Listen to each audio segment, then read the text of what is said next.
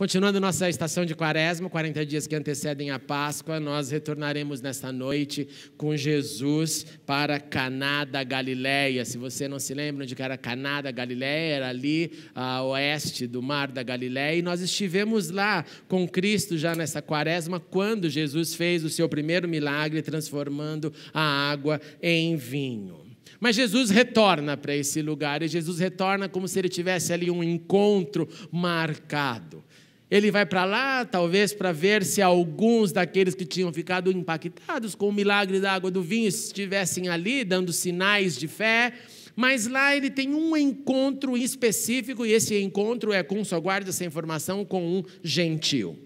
Ele é um oficial do rei. O rei, provavelmente estamos falando de Herodes Antipas, que entrou no lugar de Herodes o Grande. E esse Herodes Antipas era chamado do tetrarca da Galileia, portanto, ele governava o norte de Israel. É aquele mesmo que você vai ouvir posteriormente, quando Pilatos manda para Herodes, Herodes manda de volta para Pilatos. É aquele, é este. E este oficial do rei tem um problema sério que todo pai e mãe conhece, que é o problema de ver um filho doente. Mais que isso, era uma doença que estava levando-o para a morte. E por estar levando-o para a morte, quando ele ouviu falar que Jesus estava ali de novo, naquela região, em Caná da Galileia, ele vai atrás de Jesus, ele procura por Jesus e ele suplica a Jesus para que Jesus fosse com ele curar o seu filho. Lembre-se que eu acabei de dizer que o filho estava doente em Cafarnaum. O filho estava ali, então, na borda, ali, ó, em cima do Mar da Galileia. Aqueles que forem para Israel comigo, com certeza iremos para Cafarnaum. Então ele pede: Jesus, venha comigo, meu filho está à beira da morte. A primeira pergunta que a gente tem que pensar aqui é: o que um pai não faz para um filho diante de uma necessidade? Essa necessidade não precisa ser a doença, não precisa ser a morte. Nós fazemos tudo o que podemos para os nossos filhos. Não há limites para a bondade que nós queremos fazer para os nossos filhos. Se você se perguntar, você que já tem filhos crescidos, o que você já fez pelo seu filho durante a trajetória dele? O que nós faremos ainda? Porque a compreensão é que mesmo que depois que um filho sai de casa, você não abandona, acabou, não, você está sempre lá presente. Eu e a Cecília conversamos muito e sempre chegamos a essa mesma conclusão: olha, não importa onde nossos filhos estiverem, nós teremos que estar sempre prontos para ajudá-los. Esse é um compromisso nosso.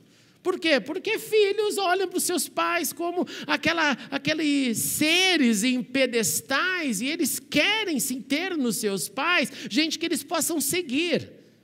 Então eu não posso simplesmente me esconder e dizer: eu não sou aquilo que ele queria, que ele desejou, então está tudo bem. Não, não está tudo bem. Eu tenho que crescer, eu tenho que chegar mais perto de Deus, eu tenho que continuar sendo um patriarca, uma matriarca, e assim eu inspirar os meus filhos. E esse é o conceito bíblico. Ninguém entrava no lugar de Abraão, ninguém entrava no lugar de Isaac, ninguém entrava no lugar de Jacó enquanto esses estivessem vivos. A partir do momento que ele morre, aí vem o próximo na escala, aí vem o outro na escala. O que significa isso? Significa que era o compromisso de sacerdote do lar, de nutrição da espiritualidade, de caminho. E era interessante que depois, quando esses então partiam, os filhos vinham atrás, repetindo inclusive os mesmos acertos e os mesmos erros em muitos modelos e muitos exemplos. Então esse pai está ali porque qualquer pai faria qualquer coisa para ajudar, para socorrer um filho, ok? Agora pergunta, seguindo esta lógica humana, eu pergunto: o que Deus fez com o seu filho? Deus contraria a lógica humana e dá o seu filho para morrer. Dá para perceber então a diferença entre nós e Deus? Eu, como pai, quero fazer tudo para os meus filhos. Você, como pai, fará tudo para os seus filhos. Deus pega o seu filho e entrega para morrer na cruz. Por isso que ele é Deus. Por isso que ele não é gente. Por isso que ele é o sagrado, por isso que ele é o Altíssimo, por isso que ele é Senhor, por isso que ele é a manifestação do amor, porque não dá nem para entrar na nossa cabeça a ideia de dar um filho para morrer por um outro, mesmo que a causa fosse nobre. Se alguém pedisse para mim: dê seu filho para morrer por alguém, eu falei não, eu ia falar não. Se você diria sim, parabéns, eu diria não. Não, eu que tenho que cuidar, eu que tenho que proteger, é meu. E Deus, por não ser humano, ele dá o seu filho. Ele deu o seu filho, ele entrega o seu filho. Aquele pai, aquele oficial do rei, assistia o seu filho adoecido, doença de morte, prestes a morrer, vai atrás de Jesus como faríamos e disse: Senhor, me ajuda. Agora olha a resposta de Jesus, que interessante. Jesus não fala: vem cá, meu filho, como é que está a sua situação? Qual é a situação do seu filho? Jesus dá uma bronca. Jesus fala assim: caramba, se vocês não virem sinais e maravilhas, vocês nunca crerão.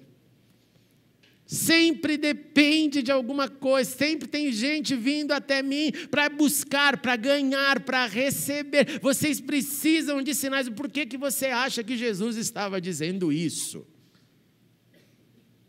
Não era novidade a manifestação de sinais. Em toda a história de Israel foram sinais e sinais e sinais e sinais e sinais. O que fizeram os sinais? Manteve todo mundo fiel? Não. Então Jesus aqui está criticando a necessidade dos sinais. Porque o chamado, o pedido, a vocação é de fé e confiança. Se sinais acontecerem, e eles acontecem, bendito seja Deus, este é o bônus da história.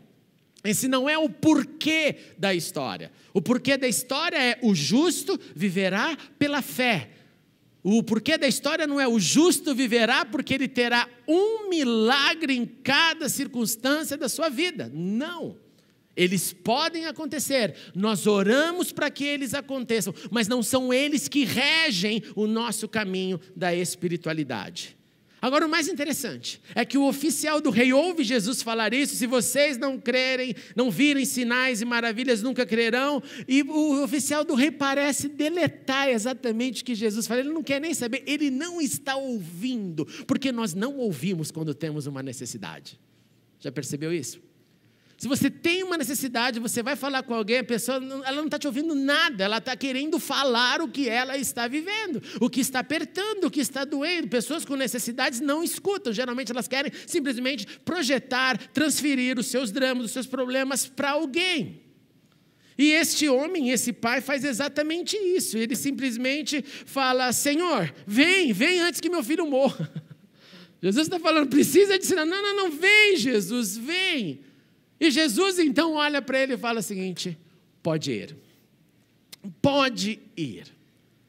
Implicitamente, Jesus estava então demonstrando que, primeiro, a distância não limita o seu poder. Pode ir. Por isso que nós podemos orar e devemos orar por quem está bem distante, porque Deus não está amarrado com a distância. Nós oramos. Mas Jesus também estava colocando esse oficial do rei numa baita encruzilhada. Que tipo? Se você não me ouvir e ficar, é porque você não crê. E se você for e me obedecer, você vai ter que pagar para ver durante o caminho, até chegar na sua casa, para saber se eu fiz ou não fiz o que você vinha me pedir. O que eu faço nessa hora? E ele decide ir. Ele crê, ele vai, e algo acontece, porque, repito, Jesus não está limitado à distância. Eu tenho duas experiências lindas, irmãos, que aconteceram com a gente quando estava lá na Inglaterra. Primeiro foi um dia, no final do culto, veio uma pessoa para mim: pastor, ora por essa, você pode orar pelo meu pai? Onde está seu pai, minha filha? Está lá na Índia. Qual é a situação do seu pai? Pastor, eu não vou te falar, porque se eu falar eu vou começar a chorar, eu não aguento mais pensar, meu pai está para morrer. Eu falei: então não fala, minha filha, dá o telefone, final do culto, você me chama, a gente vai para o gabinete. Acabou o gabinete, eu falei: igreja, ore. E eu corri no gabinete, ela falou: ele fala pouco inglês, mas vai orando, pastor, vai orando, porque Deus está ouvindo. Eu liguei: alô, meu irmão, aqui é o pastor falando de tal, eu vou orar para o senhor. Ora, ele só falou assim: ora, pray, indiano, um inglês bem carregado, pray please. E eu comecei a orar por ele. Eu orei, uma oração: Senhor, tem misericórdia de mim e dele, tem misericórdia. E acabou a oração, eu voltei, falei com ela: orei pelo teu pai. Ele desligou o telefone chorando, já não conseguia falar o inglês, e aí na emoção ficou chorando. Passaram algumas semanas, irmãos, nós recebemos a ligação lá na Inglaterra que esse homem tinha sido completamente curado. Uma coisa linda, porque Deus não tem distâncias. É incrível que passou um pouco tempo disso, parece que Deus estava querendo mostrar: lembre-se daqueles que estão longe dos seus olhos, porque Deus não é limitado pelas distâncias. Chega um outro irmão na nossa igreja, agora numa outra igreja, esse irmão era do Sri Lanka, esse irmão era de família inteira budista e fala: pastora, minha mãe está para morrer, um tumor na cabeça.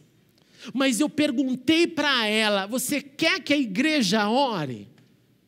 Você é toda religiosa, você está metida com todas as divindades, você quer que a igreja ore? É Jesus, mãe, é Jesus. E ela falou: pede para a igreja orar. E esse irmão chegou na igreja, ele não era convertido, ele estava chegando na igreja, mas já estava entendendo o tom da música, e ele fala: vocês podem orar pela minha mãe? No final do culto, ele levantou a mão assim: eu não estou aguentando, estou desesperado, não quero que minha mãe morra.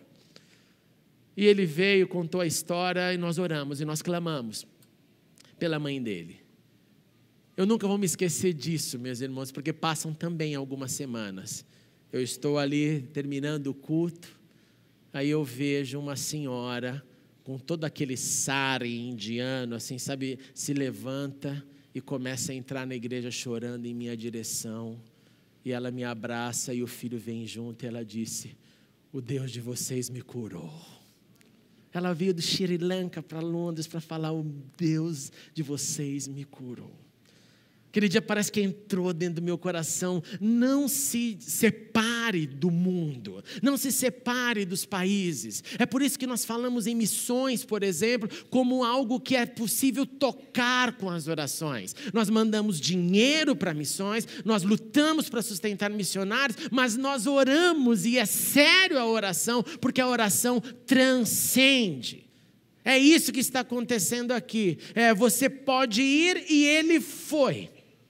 Pode ir porque o seu filho continuará vivo. E o homem, diz-nos o texto, confiou na palavra de Jesus e partiu. Então é confiança sendo ensinada para todos.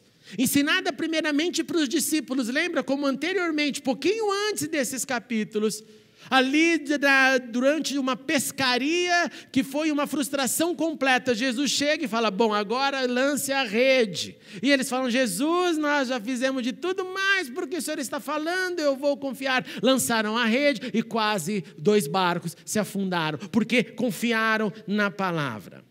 Então, confiar na palavra do Senhor é um pedido, é uma necessidade, é algo do sagrado.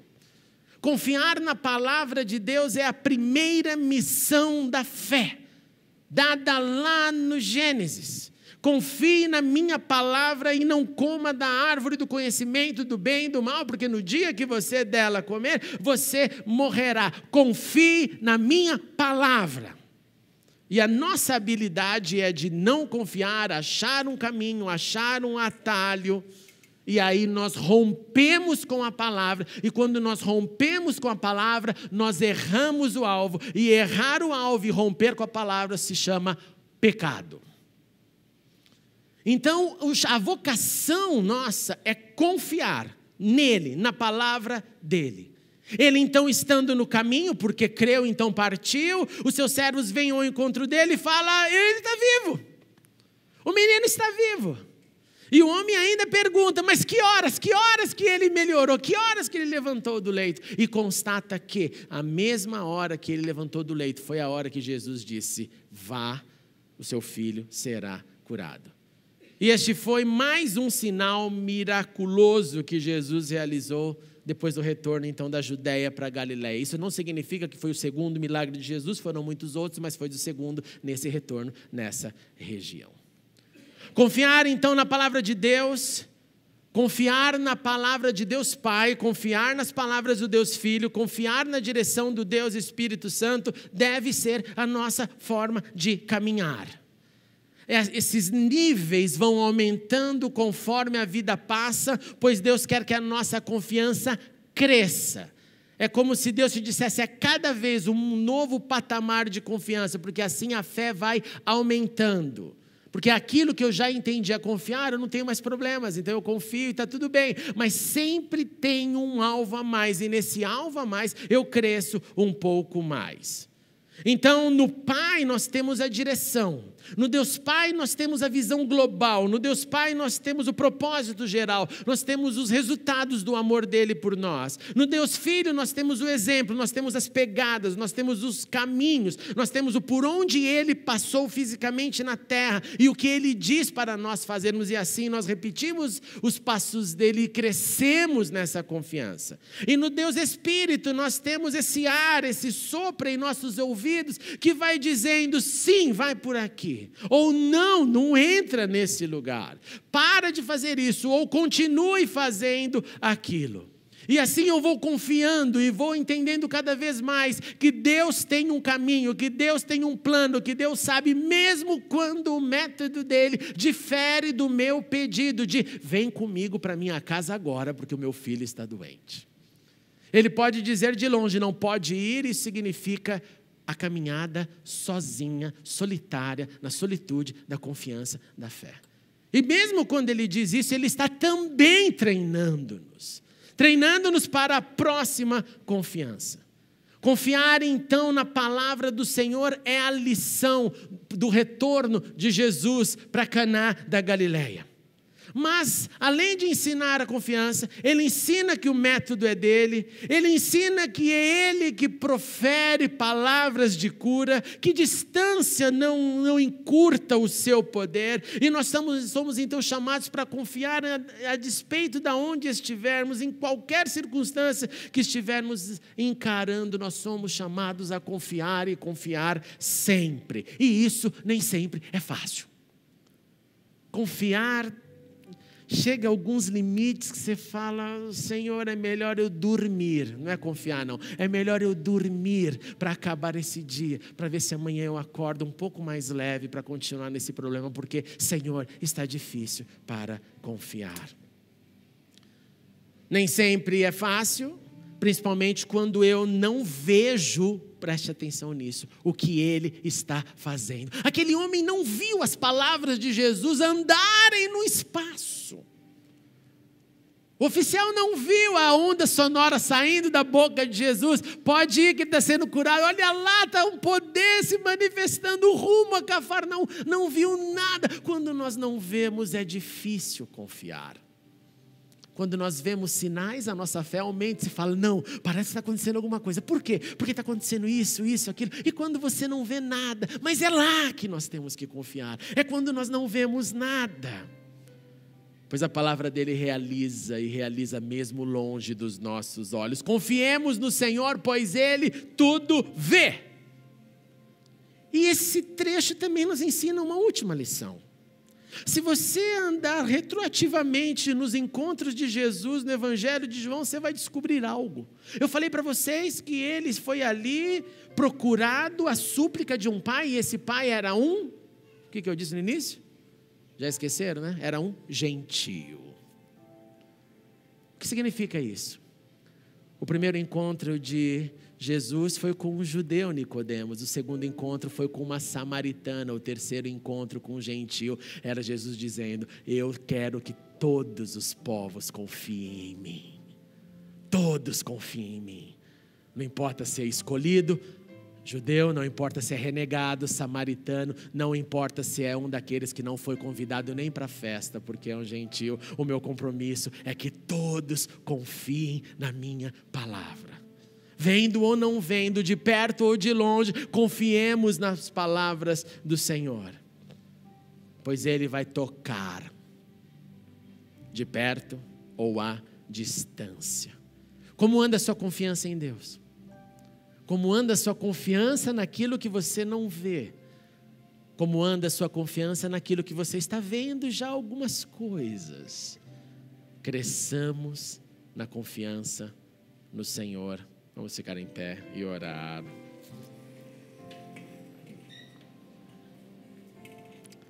Sim, Senhor Jesus, nós queremos crescer na nossa confiança, principalmente quando os nossos olhos não veem.